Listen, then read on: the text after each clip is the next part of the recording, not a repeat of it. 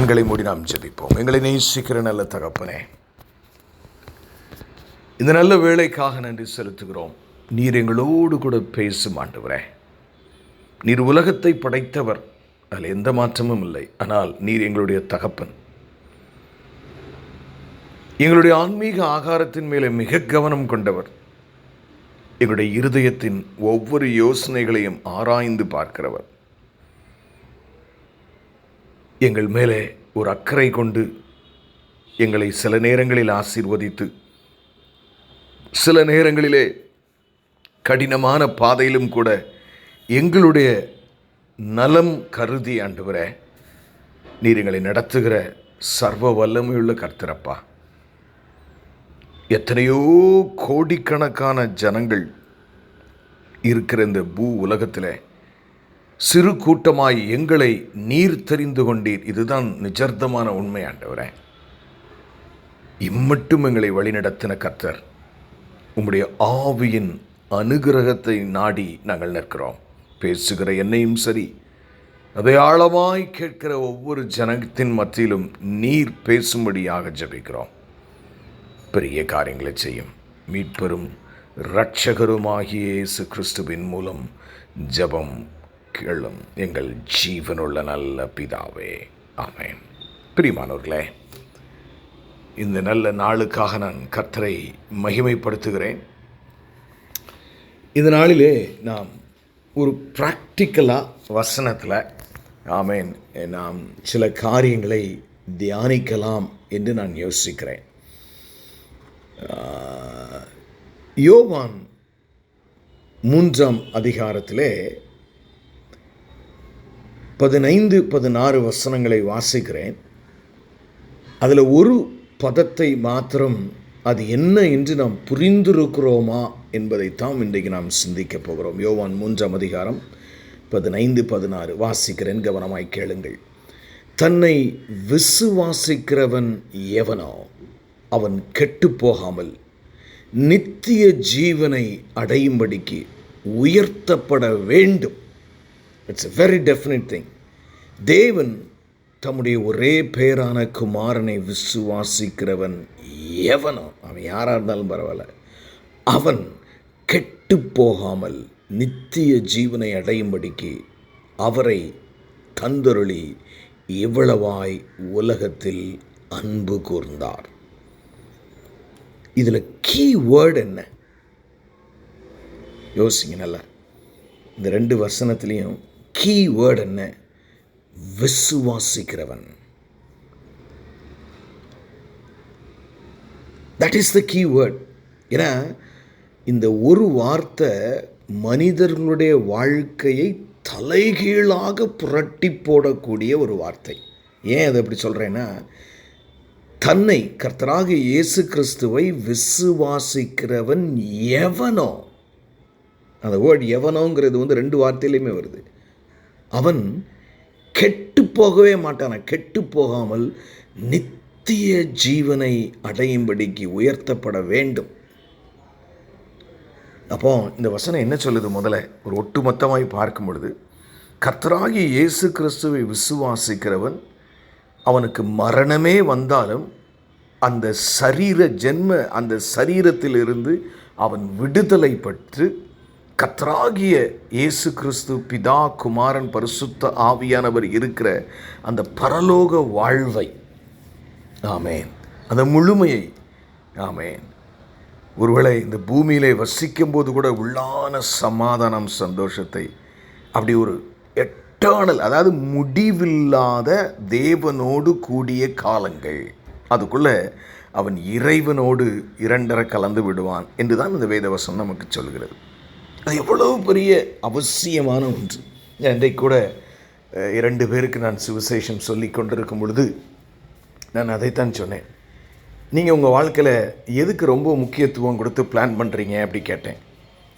எல்லா மனிதர்களையும் கவனமாய் கேளுங்கள் பிரியமானவர்கள். எல்லாரும், அதாவது தேவனை அறியாதவர்கள், அறிந்தவர்களும் கூட, அதாவது நான் நல்லா இருக்கணும், அதாவது I should live a comfortable and happy life, இதற்கு என்னென்ன முயற்சிகளையோ எடுக்கிறோம். முதல்ல பார்த்தீங்கன்னா படிப்பே எடுத்துக்கிட்டால் அவ்வளவு படிப்புக்கு முக்கியத்துவம் கொடுக்குறோம். காரணம் என்ன? நல்லா இருக்கணும். ஒரே கான்செப்ட் தான். ஆமென், ஆமென். எல்லாரும். ஆனால் நான் அவர்கிட்ட கேட்ட வாஸ்தவம் தான். ஆனால் பூமியில் வாழும்போது நல்லா இருக்கிறதுக்கு நல்லா படிக்கணும், அந்த நாட்டுக்கு போயிடணும், இந்த வேலையை எடுத்துடணும், இந்த வீட்டை வாங்கிடணும், இந்த காரை வாங்கிடணும், அந்த ஏரோப்ளைனில் போகணும், அதை செய்யணும், இதை செய்யணும், இந்த இடத்துல இன்வெஸ்ட்மெண்ட் பண்ணணும், இப்படி வரணும், திருப்பி எல்லாம் நம்ம பண்ணுற மனிதன் பண்ணுகிறான். ஆனால் அவனுக்கு நிச்சயமாக ஒரு காரியம் நடக்கும். அது எது? மரணம். அந்த மரணத்திற்கு அவன் தன்னை ஆயத்தப்படுத்த, இல்லாவிட்டால் அழகாய் சொல்ல போனால் சரீரத்தை விட்டு ஆவி ஆத்மா பிரிந்து தனியாய் வாழப்போகிற அந்த நிலைமைக்கு மனிதன் என்ன தன்னை ஆயத்தப்படுத்தி செய்கிறான்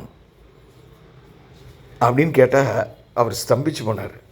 ஆக்சுவலாக நான் asked what you are doing for your death. You are doing everything for your living on earth today. But what are you doing that is definitely going to happen, called death? என்ன செய்கிறோம்? இந்த வசனம் மிக அழகாக நமக்கு சொல்லுகிறது. பிரியமானவர்களே, இந்த பூமியில் நம்ம எப்படி வாழ்கிறோம் என்பது ஒரு அவசியம்தான நிலை என்று சொல்லவில்லை. ஆனால் the key word, அவரை விசுவாசிக்கிறவன் என்ன செய்வான்? மரித்தாலும் பிழைப்பான் என்று வேதம் சொல்லுது. இல்லாவற்றில் மறியாமலும் இருப்பான். அவனுக்கு டெத்தே இல்லையா, எட்டானல். அப்போ இதில் ஒரு காரியம் ரொம்ப சந்தோஷப்பட வேண்டிய காரியம் என்னென்னா, எனக்கு எது இருக்கோ, என்ன கஷ்டம் இருக்கோ, என்ன துன்பம் இருக்கோ, இங்கே கண்ணை மூடினேன்னு அடுத்த நிமிஷம் நான் அப்பாவை விசுவாசிக்கிறதுனால நான் தேவனுடைய ராஜ்யத்திற்குள்ளே சென்று அவரோடு என்றென்றைக்கும் மகிழ்ச்சியாக இருக்க போகிற ரொம்ப நல்ல காரியம். ஆனால் கவனமாக கவனிங்க பிரியமானவர்களே, அவரை விசுவாசிக்கிறவன்னா என்ன? What do you mean by that? நான் உங்களுக்கு ஒரு செகண்ட், ஏன்னா நீங்கள் திருப்பி பேச முடியாத ஒரு சூழ்நிலை இருந்தாலும், if I give you a second, what will be your thinking? நீங்கள் என்ன நினைக்கிறீர்கள் பிரியமானவர்களே? அது ரொம்ப முக்கியமான காரியம். அவரை விசுவாசிக்கிறவன்னா என்ன? It's a very very important question. ஏன்னா வேதாகமும் பல இடங்களில் இதை சொல்லுகிறது. இங்கே நம்ம இப்போ 2 இடத்துல பார்க்குறோம் இல்லையா? என்ன பார்க்குறோம்? யோவான் 15 அதிகாரத்தில், 3 அதிகாரம் 15 தன்னை விசுவாசிக்கிறவன் எவனோ அவன் கெட்டு போகாமல் நித்திய ஜீவனை அடையும்படிக்கு உயர்த்தப்பட வேண்டும். 16 தேவன் தம்முடைய ஒரே பேரான குமாரனை விசுவாசிக்கிறவன் எவனோ அவன் கெட்டு போகாமல். நல்லதுதான். ஆனால் விசுவாசிக்கிறதுனா என்னது? What does it mean by that? இன்னும் அழகாக பார்த்தோம்னா யோவான் 11 அதிகாரத்தில் கூட ஒரு வாசகம் உண்டு. அதையும் கூட நான் உங்களுக்கு வாசிக்கிறேன்.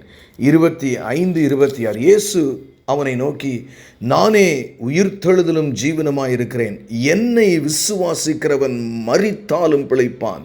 உயிரோடு இருந்து என்னை விசுவாசிக்கிறவனும் என்றென்றைக்கும் அறியாமல் இருப்பான். இதை விசுவாசிக்கிறாயா என்றார். என்னை விசுவாசிக்கிறவன், அல்லேலூயா, மரித்தாலும் பிழைப்பான். ஏங்க எவ்வளோ பெரிய விஷயங்க. பெரிய பெரிய செல்வந்தர்கள்ட்டெல்லாம் இந்த மேட்டரை சொன்னால் மரித்த பின்பும் பிழைக்கலாம் அப்படின்னா என்னதுங்க? அவ்வளவு இம்பார்ட்டண்ட்டான matter. But what does it mean by that? ஏன்னா இந்த மாதிரி, அதாவது பிசாசு பார்த்தீங்கன்னா நிறைய விஷயங்களிலே நாம் கவனமாக இருக்க வேண்டும். உங்கள் நேரத்தில் நீங்கள் ரொம்ப கவனமாக இருக்க வேண்டும். நான் ஒரு சொப்பனத்தை கண்ட தேவன் எனக்கு மிக தெளிவாக இதை வெளிப்படுத்தி காட்டினார். சைட்டன் will come to steel your time.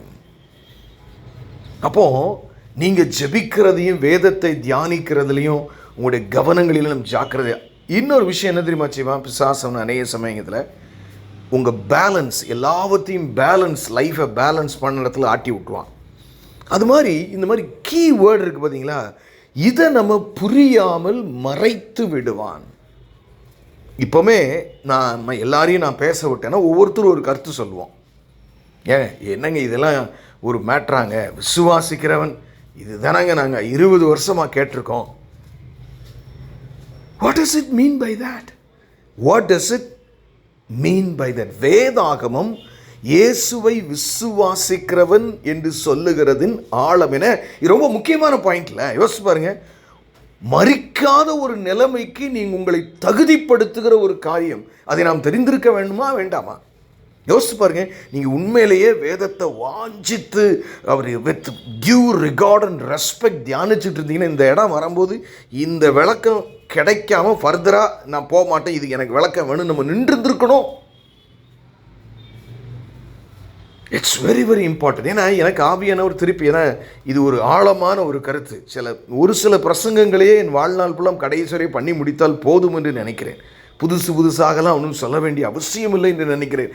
அப்படி நினைக்கிற ஒரு சில காரியத்தில் இது மிக முக்கியமான ஒன்று. கர்த்தராகிய இயேசு கிறிஸ்துவை விசுவாசிப்பது என்றால் என்ன? அதாவது வேதாகமமும் கர்த்தரும் எதை மீன் பண்ணுறாங்க? ஏன்னா நிறைய பேர் இப்போ என்ன நினைக்கிறாங்க, general mind set of people who are going to the church, சபைக்கு போகிற பெரும்பாலான ஜனங்களுடைய என்ன இருக்குன்னா, அதாவது do you believe in Jesus அப்படின்னு கேட்குற கேள்வி வந்து பார்த்தீங்கன்னா ஒரு மாதிரி டைல்யூட் ஆயிடுச்சு இன்னைக்கு. நிறைய ஐ பிலீவ் இன் ஜீசஸ், ஏன்னா எப்படிலாம் அதை சொல்லலாம்? ஆமாம், இயேசு என்று ஒருவர் 2000 வருடங்களுக்கு முன்பதாக வாழ்ந்தார், சரித்திர உண்மை, ஐ பிலீவ் இன் ஹிம். அதாவது எப்படின்னா, நம்ம நிறைய விஷயங்களை நம்புகிறோம்ல, அந்த மாதிரி. அதாவது ஒரு ஒரு lower standard. Yes, I believe so and so is the prime minister of this country, so I believe that he is my neighbor. So இது சாதாரணமாக நான் இவர் தான் அப்படின்னு நான் விசுவாசிக்கிறேன், நம்புகிறேன் அப்படிங்கிற மாதிரியான ஒரு அதாவது ஒரு எமோஷனை மைத்தரம் வைத்து கொண்டிருக்கிறோம். எனக்கு இயேசுவின் மேலே ஒரு ஒரு ஒரு காரியம், ஒரு எண்ணம் இருக்கிறது, ஆகவே நான் ஒரு விசுவாசி. அதைத்தான் வேதம் சொல்லுகிறதா? அவரை விசுவாசிக்கிறேன் என்பது வந்து வெறும் எண்ணத்தில் மாத்திரம் உள்ளதா? அதுதான் என்னுடைய கேள்வி இன்றைக்கு. அவரை விசுவாசிக்கிறேன் என்றால், ஆமாம் நான் அவரை விசுவாசிக்கிறேன். Is it just a thought? It is just an emotion or anything beyond that? இது ரொம்ப முக்கியமான ஒரு காரியம் பிரியமானவர்களே. இன்றைக்கு நீங்கள் கற்றுக்கொள்ளுகிற இந்த பாடத்தை உங்களுடைய வாழ்க்கையில் ஒரு நாளும் நீங்கள் மறக்கக்கூடாது. நான் ஒரு 3-4 காரியங்களை இந்த இடத்தில் நான் உங்களுக்கு கற்றுக் கொடுக்க வேண்டும் என்று நான் விரும்புகிறேன். அதாவது என்ன கற்றுக் கொடுக்க வேண்டும் என்று, கர்த்தராகிய இயேசு கிறிஸ்துவை விசுவாசிக்கிறவன் அந்த வார்த்தையினுடைய ஆழம் என்ன? அதாவது நிறைய பேர் சொல்லுவாங்க, நான் சர்ச்சுக்கு போகிறேன், அதனால் நான் ஐ பிலீவ் இன் கிரைஸ்ட். சிலர் சொல்லுவாங்க, இல்லை நான் ஒரு கிறிஸ்தவ குடும்பத்தில் தான் பிறந்தேன், எங்கள் அப்பா அம்மாலாம் கிறிஸ்டியன்ஸ், அதனால் ஐ பிலீவ் இன் ஜீசஸ். ஏன்னா நம்ம பிள்ளைகள்லாம் அப்படி சொல்லக்கூடும். I was married to a Christian, that is why I believe in, yes, I know that he is a good man and I believe in that. He used to tell me. Is that all? அது மாத்திரம் தானா?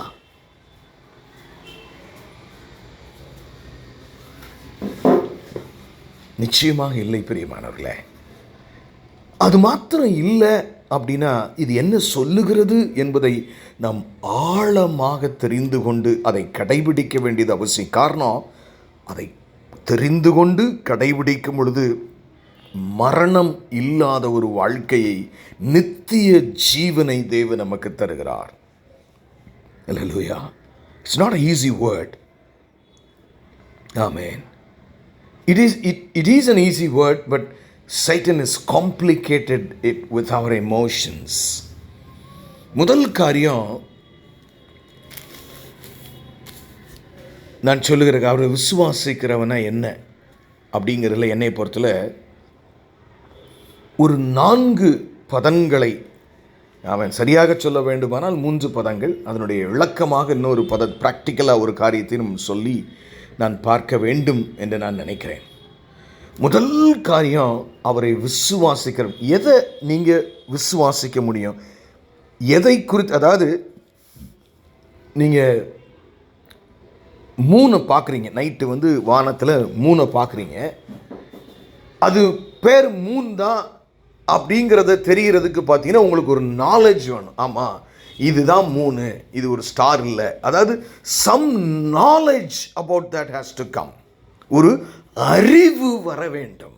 அப்போது கர்த்தராகிய இயேசு கிறிஸ்துவை விசுவாசிக்கிறேன் என்று சொல்லுகிற எந்த ஒரு நபரும் இயேசு கிறிஸ்து பிதா, குமாரன், பரிசுத்த ஆவியானவராகிய ஒரே தெய்வம், அந்த கர்த்தராகிய இயேசு கிறிஸ்து யார்? அது ரொம்ப முக்கியம். அவர் தெய்வம், ரொம்ப முக்கியம் பிரியமானவர்களே. He is God in flesh.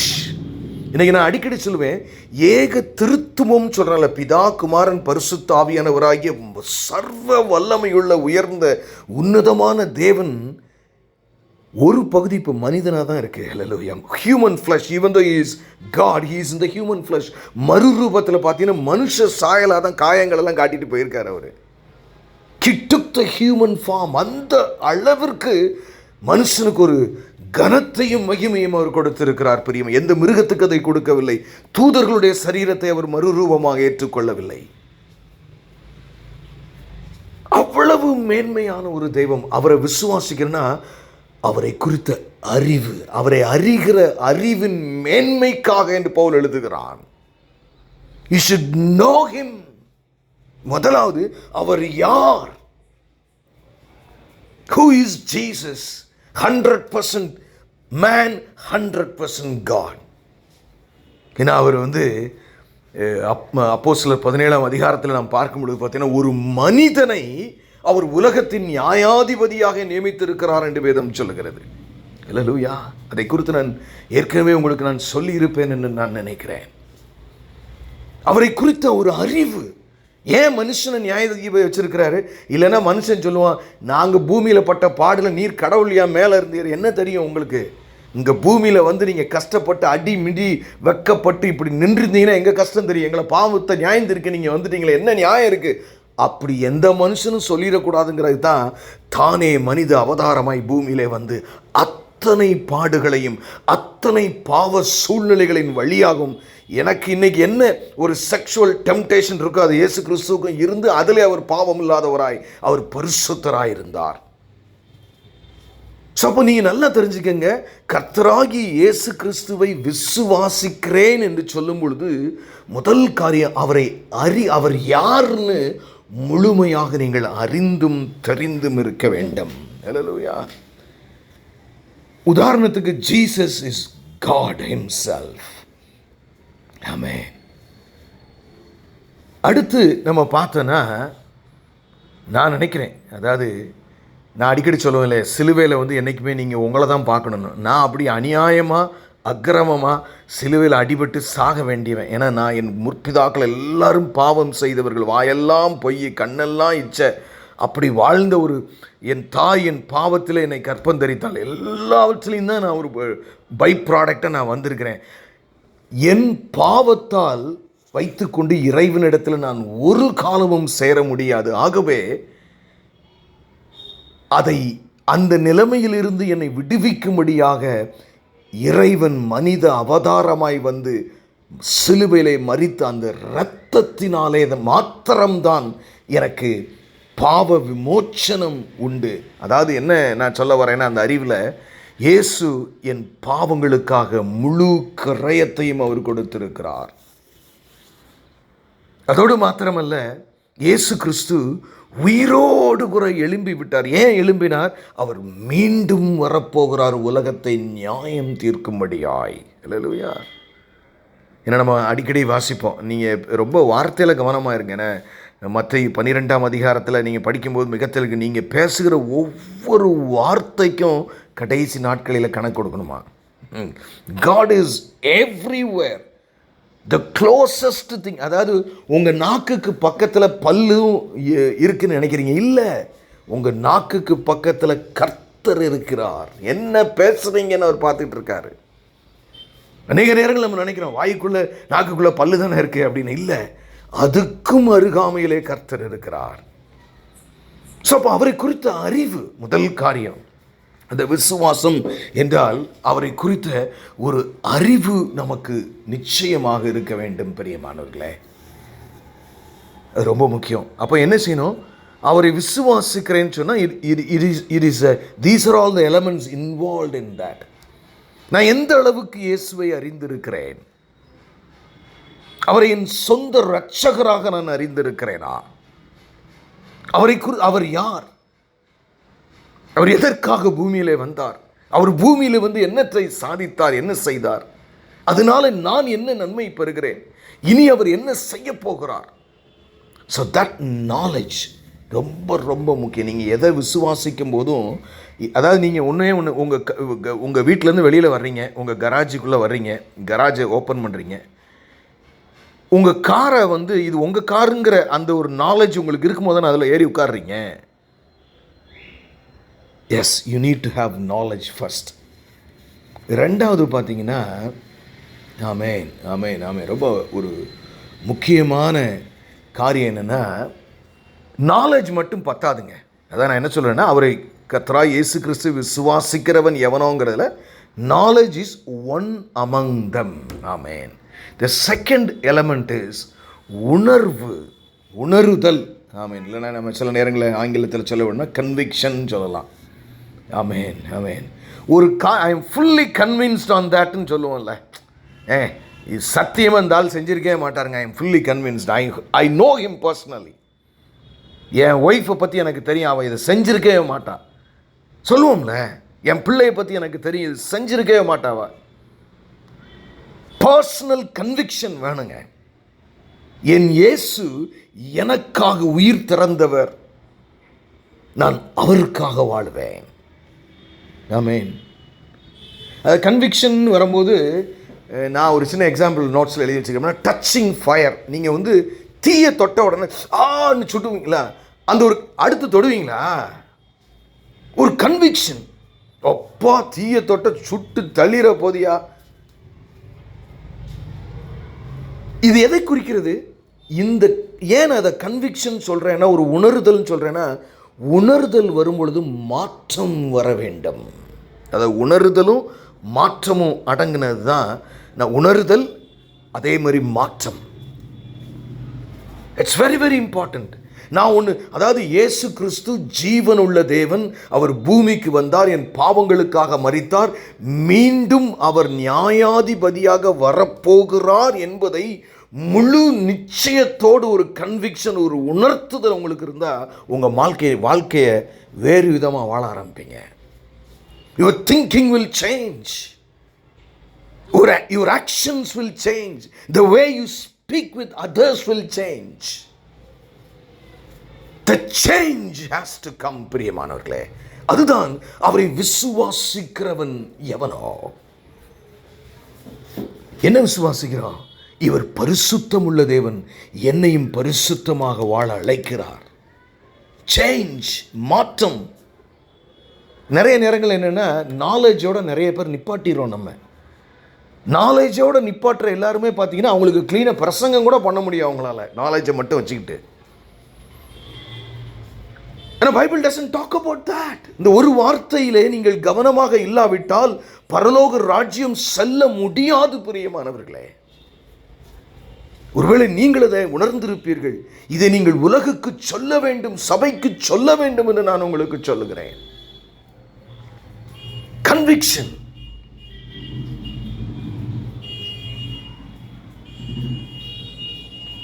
ஆமென். நான் சொல்ல ஒரு ஏற்கனவே உங்களுக்கு சொல்லியிருக்கிறேன்ல, அது எனக்கு ஞாபகத்துக்கு வருகிற ஒரு தாய் ஒரு பச்சை குழந்தையை பெற்றெடுத்து ரோமாபுரியில எல்லாம் நடந்த சம்பவங்கள். ஏன்னா அங்கே வந்து நமக்கு ஒவ்வொரு நாடுகளும் இருக்கிறதுனால மாதிரி அங்கே வந்து ஒரு என்ரோல்மெண்ட் போய் ரோம பேரரசே நீரே ராஜா, அப்படி நீரே ரோமன், அதாவது சேயிங் லீஜியன்ஸ் டு ரோமன்ஸ்ன்னு சொல்லுவாங்க. ஐ மீன் சீசர் இஸ் லார்டுன்னு சொல்லணும். ரோம பேரரசனே கடவுள் என்று அறிக்கையிட்டு ஒரு அப்படி இன்சென்ஸை போட்டுட்டு வந்துட்டா அதுக்கப்புறம் நீங்கள் எப்படினாலும் வாழலாம். அந்த அம்மாவுக்கு டைம் வரும்போது கரெக்டாக அது டெலிவரி முடிஞ்சு 4 நாள் வந்து கூப்பிட்டாங்க, பிள்ளையும் சேர்த்து ஸ்வீட் பண்ண. அவன் சொல்லிட்டேன், for me Christ is Lord. பிரியமானவர்கள், லட்சோதி லட்சம் ஜனங்கள் இறந்து போனார்கள் ஒரு காரணத்துக்கு தான். இயேசு அவர்தான் என் சர்வ வல்லமையுள்ள தேவன், அவரை தவிர்த்து வேறு யாரையும் நான் தேவன் என்று சொல்லுகிறதில்லை, லார்ட் என்று சொல்லுகிறதில்லை என்று ஒரு வார்த்தைக்காகத்தான் அவர்கள் உயிர் திறந்தார்கள். பிரியமானவர்களே, சிறைச்சாலையில் அடைச்சாங்க. இந்த அம்மாவை ஒரு செல்லில் அடைச்சாங்க. அந்த குழந்தைய பக்கத்து செல்லில் வச்சுருந்தாங்க. நீ என்னைக்கு சீசர் இஸ் லார்ட், அதாவது ரோம பேரரசனே தேவன் என்று நீ அறிக்கை பண்ணுற வரைக்கும் அந்த பிள்ளைக்கு பால் கொடுக்க முடியாது. நாங்கள் இந்த பிள்ளை பாலுக்கு வயிறு பசி கியா கியான்னு கத்தும். இந்த அம்மாட்ட வந்து பார்ப்பாங்க, இவ்வளோ அழுது கொடுக்குறியா? நோ. இந்த துன்பத்திற்காக என் பிள்ளையை நான் எப்படினாலும் செத்து போனால் கூட நான் திருப்பி பார்த்துருவேன். ஆனால் என் கர்த்தரை நான் தேவன் என்று சொல்லுகிறதில் நான் மறுதலிக்க மாட்டேன் என்று சொன்னாள். ஒரு நாள் ஆச்சு, பிள்ளை அழுதுச்சு. 2 நாள் ஆச்சு. 4வது நாள் அந்த பிள்ளை செத்து போச்சு. உன் பிள்ளை செத்து போச்சு, இனிமே நீ இந்த சிறைச்சாலையிலேருந்து வெளியில் வரணும்னா இது சொன்னால் தான் வர முடியும். நான் அப்படி வாழணும்னு அவசியமே இல்லை. கடைசியில் ஒரு பெரிய அயன் பிளேட்டை ஹீட் பண்ணி அதில் அவளை அப்படியே இந்த 65 மாதிரி போட்டாங்க. மரித்து போனாள். கன்விக்ஷன். என் இயேசுவுக்காக நான் பரிசுத்தமாக வாழுவேன். என் இயேசுவுக்காக என் வார்த்தையும் நான் எழுதி கொடுக்கிற பத்திரமும் ஒன்றாயிருக்கும். என் இயேசுவுக்காக நேர்மைக்காக நான் வாழுவேன். பணக்காரன் என்பதற்காக ஒரு ட்ரீட்மெண்ட், வேற ரொம்ப முக்கியமான என்பதற்காக ஒரு பயம். No no no no no. What is said in the scripture, my king is the Lord who is going to come. அதாவது கன்விக்ஷன் ஏன் நம்ம சொல்ற ஒரு உணர்தல் ஏன் சொன்னா, அப்போ மாற்றம் வர வேண்டும். நல்லா தெரிஞ்சுக்க, கர்த்தராகிய இயேசு கிறிஸ்து விசுவாசி, அப்பொழுது நீயும் உன் வீட்டாருமோ என்றால் what does it mean by that? பிரியமானவர், அதைத்தான் இப்பொழுது நாம் பார்த்து கொண்டிருக்கிறோம். ஒரு உணர்வு, அவருக்காக அவரை முக்கியப்படுத்தி நான் எதை வேண்டுமானாலும் இழக்க நான் தயாராக இருக்கிறேன். அது என்ன துன்பம் வந்தாலும் சரி. அதை நல்லா தெரிஞ்சுக்கிங்க. துன்பம் மட்டும் நம்மளை கடவுள்கிட்டருந்து பிரித்து கொண்டு போகாது. சில நல்ல காரியங்களும் கடவுள்கிட்ட நம்மகிட்ட பிரித்து போயிடும். நிறைய பேர் பார்த்தீங்கன்னா துன்பத்தில் ஆண்டவர் விட்டு போகிறத விட செல்வத்திலையும் சீரிலையும் ஆண்டவர் விட்டு போனவங்க தான் நிறைய பேர். நீங்கள் யூரோப்புடைய ஹிஸ்ட்ரிலாம் படித்து பார்த்தீங்கன்னா, என்னைக்கு எல்லாரும் கணவனும் மனைவியை வேலை பார்த்து செல்வமும் சீரு ஆனவுன்னா கடவுளை விட்டாங்க. எல்லாருமே கேம்ஸுக்கு மாறிட்டாங்க. You look at the western culture. Be careful. இப்போ 2வது காரியம், நான் என் கர்த்தரை விசுவாசித்தால் நித்திய ஜீவனை பெறுவேன் என்றால், அந்த வார்த்தையினுடைய ஆழத்தின் 2வது பகுதி ஒரு உணர்தல். அதாவது நல்லா சொல்லணும், மாற்றம். மாற்றம். நான் அடிக்கடி சொல்கிற உதாரணம் தான். நீங்கள் முன்னாடி திடீர்னு ஒரு பாம்பு வந்துருச்சு அப்படின்னா, நீங்கள் பாம்பேன்னு அப்படி மடியில் வச்சு தடையை கொடுத்துட்டா இருப்பீங்க. உடனே ஒரு கம்பு எடுப்பீங்க, அடிக்க. அதாவது உங்களுடைய வாழ்க்கை மாற வேண்டும், உங்களுடைய எண்ணங்கள் மாற வேண்டும்.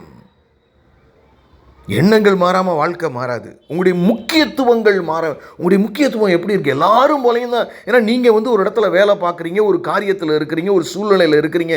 எல்லாரும் மாறியே தான் நானும் இருப்பேன் என்றால் அது உணர்தல் அல்ல. நான் என் இயேசுவுக்காக வாழ அழைக்கப்பட்டவன். அவர் வருகை, ஏன்னா அவர் வரப்போறான்னு உங்களுக்கு மட்டும்தான் தெரியும், எனக்கு மட்டும்தான் தெரியும். உலகம் அதை குறித்து கவலைப்படவில்லை. ஒரு குழி முன்னாடி கிடக்குன்னு சொன்னா அந்த குழியை சுத்தி போறது தான் இலக்கணம். அந்த உணர்வு, நாலேஜ் மட்டும் இருந்து பிரயோஜனம் இல்லைங்க. அடுத்து நாலேஜும் உணர்வும் மட்டும் இருந்தும் பிரயோஜனம் இல்லைங்க. இன்னொரு காரியம், மிக முக்கியமான ஒரு காரியம் நமக்கு தேவை. அதாவது இதெல்லாம் எதில் இருக்குன்னா, என்னை விசுவாசிக்கிறவன் எவனோ. இந்த விசுவாசங்கிறதுக்குள்ள இவ்வளவு ஆழங்கள் உண்டு பிரியமானவர்களே. You should have the complete. இன்னைக்கு இன்னும் அவரை நான் அறியவில்லை என்று நீங்கள் நினைத்தால், அந்த knowledge I will take time. இந்த இயேசு யார்? இந்த தேவன் யார்? இஸ்ரவேலின் தேவன் யார்? உலகத்தை படைத்த தேவன் யார்? அவருடைய கேரக்டர் என்ன? அவர் எதை முக்கியப்படுத்துகிறார்? அந்த உணர்வு வேணும். 2வது, அதை கன்விக்ஷனாக மாற்றணும். அல்லேலூயா. இது உண்மை என்றால் நான் எப்படி வாழ்கிறேன்? என்னை மாற்ற வேண்டுமே. அதாவது நாலேஜ் மட்டும் இருக்கிற கன்விக்ஷன் வராமல் அவங்களுக்குள்ள மாற்றம் வரலன்னா, அந்த then it doesn't end in eternal life. நான் தான் சொல்ல, இன்னைக்கு நிறைய பேர், அப்போ எத்தனை பேர் இந்த செய்தியை அறியாமல் இருக்கிறார்கள்? மாற்றம் அவர்களுக்குள்ளே வரவில்லை. அதாவது என் வீட்டில் நீங்கள் என்னோட பழகியிருக்கும் போது நான் யாருங்கிறத, எப்படிப்பட்ட என் குடும்பங்கிறத நீங்கள் யார்கிட்ட கேட்டு தெரிஞ்சுக்கலாம் தெரியுமா? You should ask my servants. எங்கள் வீட்டில் வேலை செய்கிறவர்களை கேட்டால், ஏன் இல்லாட்டும் நம்ம பிள்ளைகளை கேட்டால், இல்லை எங்கள் அப்பாலாம் நல்லா பிரசங்கம் பண்ணுவார், ஆனால் அவர் மோசமான ஆள். Is that what our children and servants are telling? ஒரு மாற்றம் உண்டா பிரியமானவர்களே? ஏன்னா அந்த முதல் நூற்றாண்டில் அவ்வளவு உபத்திரவத்தின் மத்தியிலும் அநேகர் ஆண்டவரை ஏற்றுக்கொண்டதற்கு காரணம் என்ன தெரியுமா? இவ்வளவு துன்பத்திலும் இப்படி சந்தோஷமாய் இருக்கிறீர்களே, இதில் உறுதியாய் இருக்கிறீர்களே, என்ன காரணம்? அப்படி என்ன, அது யார், எந்த தெய்வத்தை நம்பி இப்படி இருக்கிறீர்கள் என்றுதான் எல்லோரும் இயேசுவை ஏற்றுக்கொண்டார்கள்.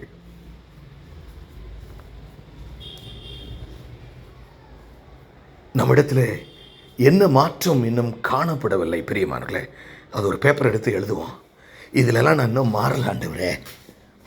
சில நேரங்களில் சில காரியங்கள் நம்மளால் முடியாமல் இருக்கலாம் பிரியமானவர்களே. ஆனால் மனம் அதுதான் ரிப்பன்டன்ஸ் என்று சொல்லுவாங்க. ஆமென். இந்த கன்விக்ஷன், அதாவது இந்த ஒரு உணர்த்துதல், ஒரு மன மாற்றத்தை கொண்டு வர, அதுதான் நான் மாற்றம் என்று சொன்னேன். அறிவு, உணர்வு, மாற்றம். என்கிட்ட என்ன சேஞ்ச் அது கொண்டாந்துருக்குது? அவர் மேல் உள்ள விசுவாசம் என் வாழ்க்கையிலே, என் எண்ணத்திலே, என் செயல்பாட்டிலே, என் முக்கியத்துவங்களிலே.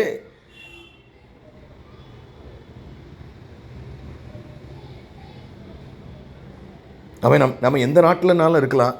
இந்த நாட்டில் நான் செல்வச்சீமனாய் வாழுகிறதற்காக நான் வந்திருக்கிறேன் என்று வாழ்வது ஒரு விதம், தவறொன்றும் இல்லை. ஆனால் அதே நாட்டிலே தேவன் என்னை ஒரு மிஷனரியாக கொண்டு வந்திருக்கிறார், எனக்கு பணி உண்டு, நான் அநேக காரியங்களை செய்ய வேண்டும் என்று வாழ்வது, அதுதான் அந்த கன்விக்ஷன் மாற்றத்தை கொண்டு. நான் எல்லாரும் மாதிரி இல்லை. அதனால தான் நம்ம இந்த இப்படிப்பட்ட ஒரு கூட்டத்தில் நாம் இருக்கிறோம் பிரியமானவர்களே.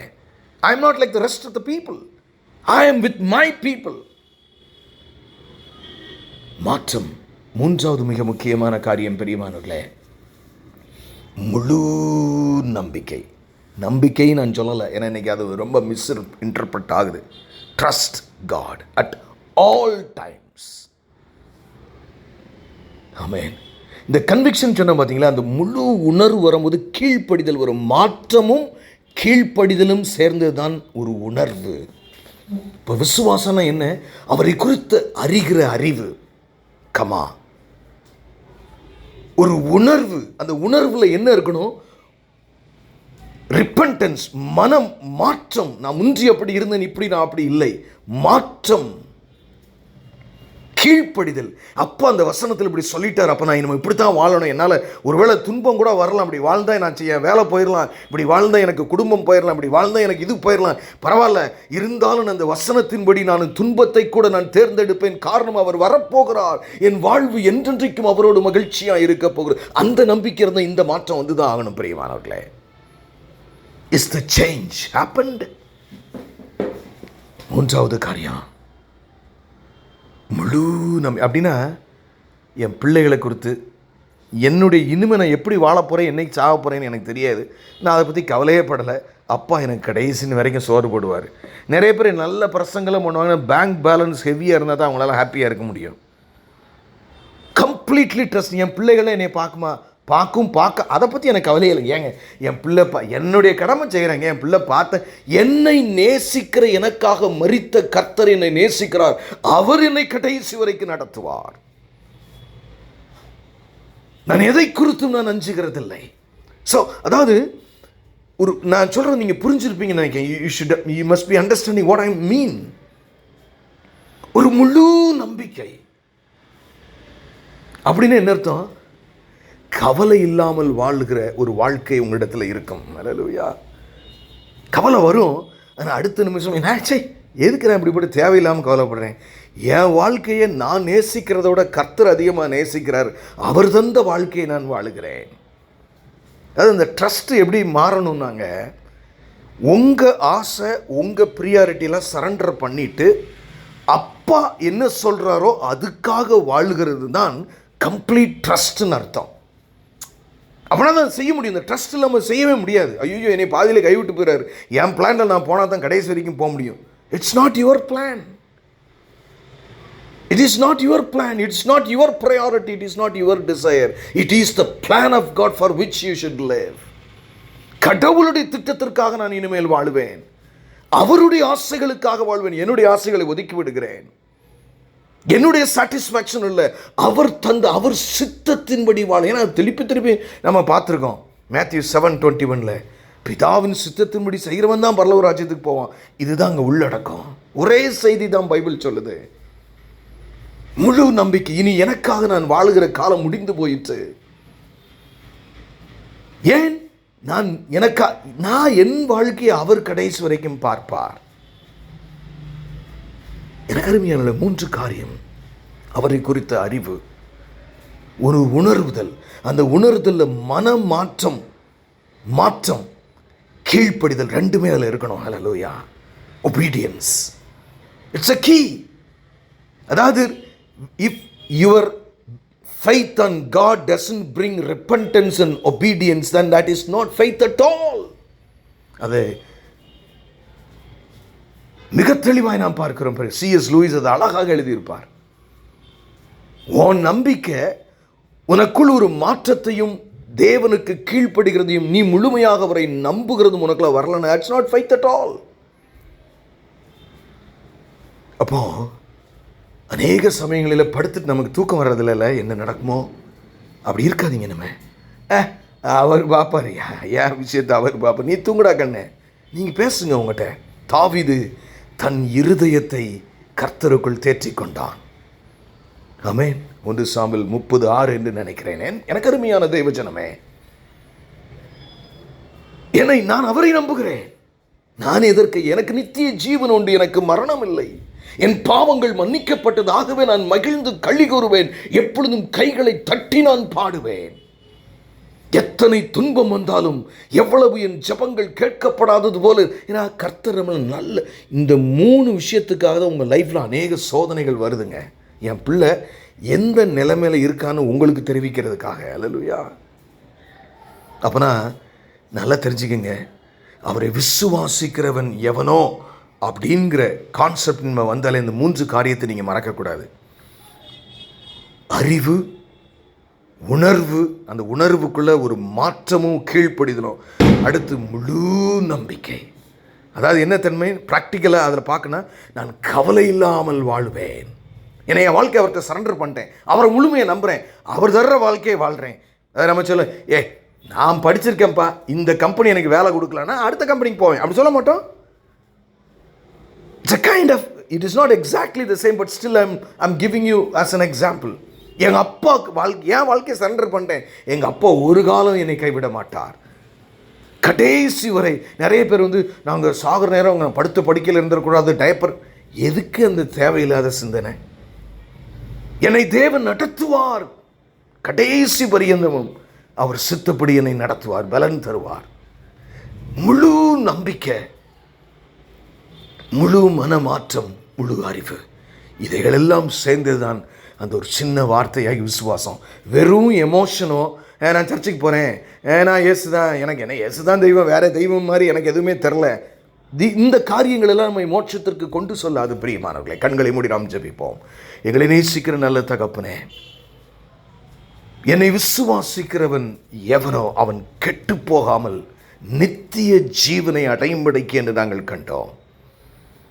உம்மை விசுவாசிக்கிறவன் என்றால் அதனுடைய ஆழத்தை நீர் எங்களுக்கு கற்றுக் கொடுத்ததுக்காக நன்றி செலுத்துகிறோம். பெரிய காரியங்களை செய்யும் மீட்பெரும் இரட்சகருமாகிய இயேசு கிறிஸ்துவின் மூலம் ஜெபம் கேளும் எங்கள் ஜீவனுள்ள நல்ல பிதாவே. ஆமென்.